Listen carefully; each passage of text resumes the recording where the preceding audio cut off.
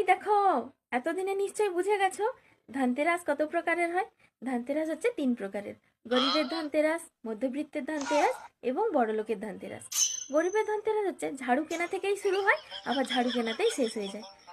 বড়লোকদের ধনতেরাস হচ্ছে তারা তো পারলে বাড়ি গাড়ি সোনা দানা ডায়মন্ড সমস্ত কিছু কিনে ফেলে, তাদের কথা বলাই বাহুল্য। বাদ বাকি রইলাম আমাদের মতন মধ্যবিত্তের ধনতেরাস। মধ্যবিত্তের ধনতেরাস আবার একটু অন্যরকম। আমরা আবার ঝাড়ু টাড়ু কিনতে যেতে পারি না, বাসন দোকানে গিয়ে যদি আমরা ঝাড়ুর খোঁজ করি তাহলে ওই গরিব গরিব ব্যাপারটা চলে আসে, সেটা আবার আমাদের পছন্দ নয়। আমাদের কাছে বেশি টাকা পয়সাও নেই যে সোনা দানা কিনবো, তো টাকা পয়সা জমা টমা করে বরের সাথে ঝগড়া টগড়া করে আমরা টাকা পয়সা কিছু নিয়ে সোনা দোকানে যাই, যদি কিছু কম সমে পাওয়া যায় আর কি। তো সেখানে গিয়ে সেরকম কম সমে কিছু না পেয়ে আমরা কিনি ওই সোনা নয়, রূপা। রূপা টাকা মানে রূপার ওই চাঁদি, মানে আমাদেরকে এই বড়